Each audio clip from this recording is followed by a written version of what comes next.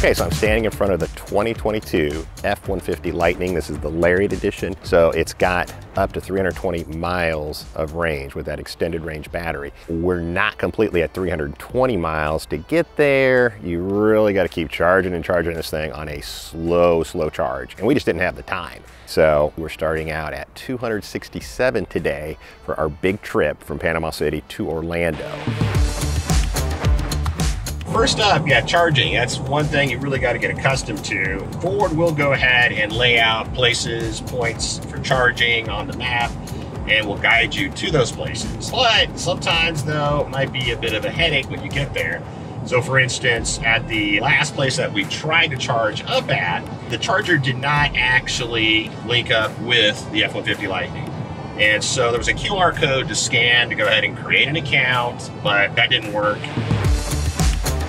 So we stopped in Tallahassee and they had an Electrify America charger. It took, I guess, about 45 minutes to go ahead and get fully charged. And when I say fully charged, it's not 100%. It actually got us to 90%. That was 350 kW. And that's what I was told to expect when doing DC fast charge with this truck. You'll get to 90%. You won't get to 100. It's harder on the battery if you keep hitting it so hard. It's not a good idea.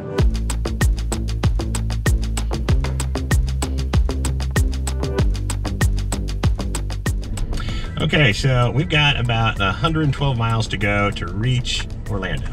So right now we just charged up here in Gainesville to 263 miles, 90% charge. It's kind of weird because in Tallahassee at Electrify America, same charger, right? We had gotten up to 283 miles on a DC fast charge. So I don't know, I got 20 miles less. Whatever reason, who knows? So we're gonna go ahead and hit the road. We're gonna see how we do. Again, 112 miles, 263 miles of range showing. So we'll see how many miles we end up with when we get there. So I ended up with range anxiety for an unexpected reason. So you'll have a range estimate that comes up after you charge up. But we've noticed there's a big difference between that estimated range and, of course, the actual range you get up getting. So we're here on, flat terrain. This is Florida after all. And the weather outside is nice, but, we're kind of wondering, okay, what's the deal? We've cut off HVAC. We're not using AC. We'll roll down the windows a lot to cool things down. And you can look here on the screen and you can see where power is being used, right? So it's climate, right? We haven't used the AC hardly at all to try to save on energy, right? 97%, of course, driving, 1% accessories there, as you can see, and then 2% exterior temperature. So that's interesting. Okay, so we made it to Orlando, and remember we started out from Gainesville. We're showing 263 miles of range, so we're showing 112 miles to get to our destination here, and we should have ended up with 151 miles of range remaining. Instead, we were at 138. So where did that 13 miles of range go? I don't know, hard to say. We're gonna go and head out this morning, and we're gonna go to DeLand, which isn't too far away. And there'll be some stop and go traffic, which anytime you got stop and go is beneficial to an EV, obviously with brake regen. Okay, and I got this set to one pedal driving, which I really like. Some people don't like it. I like one pedal driving. So like the name implies, as you're actually driving, right, you press on the accelerator naturally to go forward, take your foot off the accelerator to brake, and it feeds that power to the battery, okay, which is really cool, right? So I always like that idea of brake regen. All right, so we're off. We'll go ahead and we'll see how this next trip works. I really like also the hands-free driving. Hands-free driving is a real plus, especially when you get this stop and go traffic. The truck has been great at analyzing traffic conditions and will slow down just like we're doing right now. Okay, so I want to give you an example, right, of this stop and go traffic. So look at this traffic right here. This is crazy I-95 traffic. All right, but look at this though, okay? This is a nice thing. The Blue Cruise system here in the F-150 Lightning, it's driving itself, and it does work really well. Okay, that's one thing I like about it, is that it takes that stress away if you're having to stop and go. Okay, so very nice feature to have.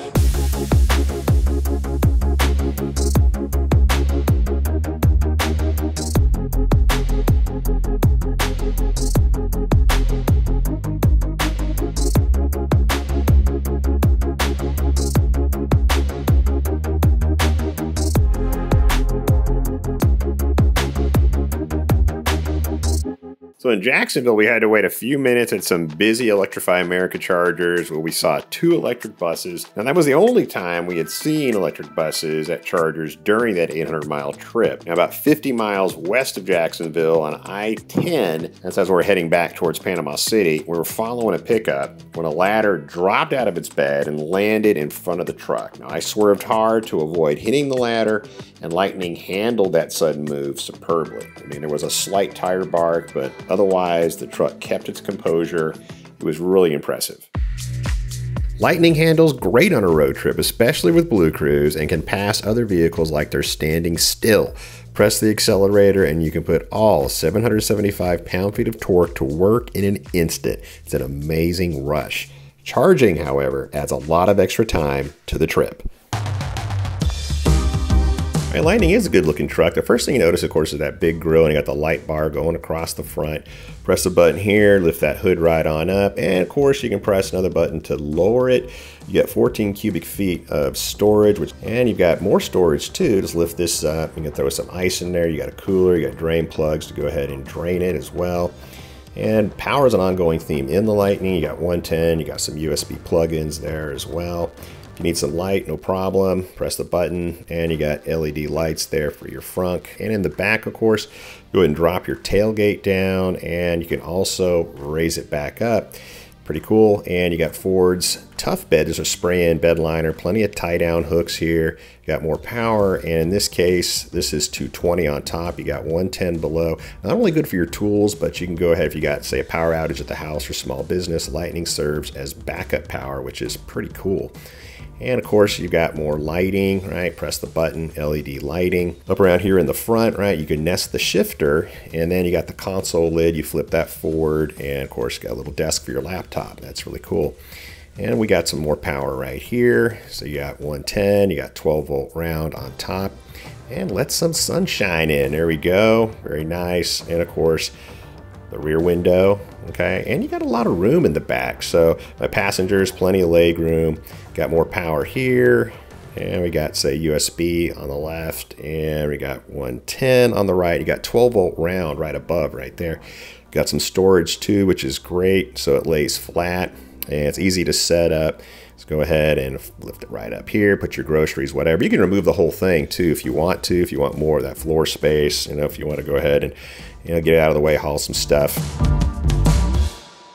Okay, so off-roading in the Lightning. Well, you know, first, this thing has immense power.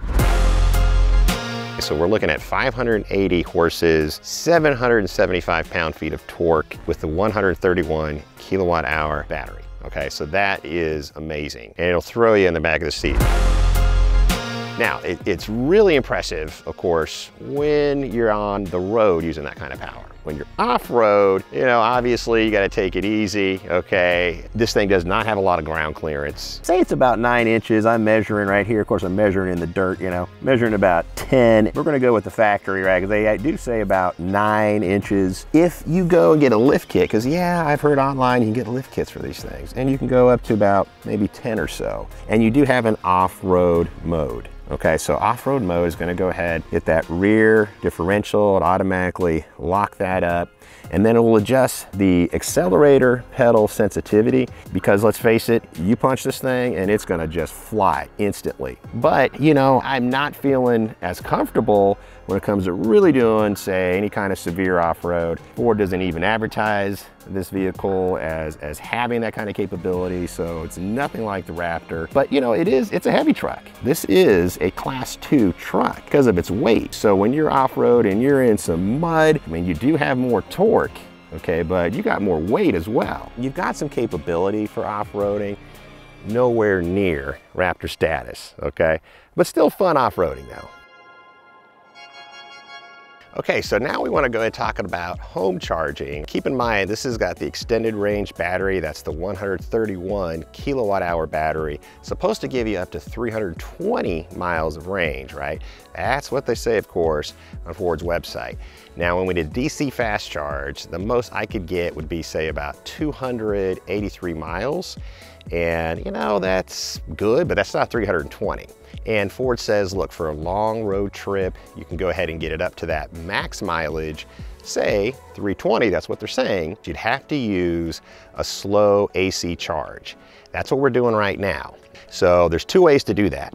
You can go ahead and do like a 110 plug-in into your standard 20 amp plug, which I've done. That's only like 2 miles per hour. Okay, very slow. Or you can go ahead and do 220, right? And then you're gonna get more of a charge. Now this we've had plugged in for 2 hours. I'm not sure exactly where we're at. We're gonna go ahead and find out. 128 miles now, all right? We're at 52%. That's 33 miles in a couple hours, which isn't a lot, but you gotta remember, say I used 110 as well. 110 is miserably slow. It's like 2 miles of range added per hour. Okay, so we've given this truck a lot of time to charge up, right? Overnight, about 14 hours. Let's go and find out and see where we're at, all right? Let's take a look here on the dash. It's waking up, stretching. Oh boy, this is not what I expected. We got a better charge on DC fast charge. We got up to 283 miles of range on DC fast charge. Right now it's on a 90% state of charge. This is 100% state of charge. All right, so now we've done another slow AC overnight charge. Look at that, 288. Okay, so that's the most mileage that we've gotten yet, right there. Okay, so best range that we've gotten yet, thanks to, it looks like, the slow AC charge. So how all of a sudden we tacked on an extra 16 miles is a complete mystery. Who knows? I don't know. And that's one of the things about an electric vehicle that I'm learning, is that there's a lot of variables at work. Sometimes just mystery in the ether, whatever, I don't know.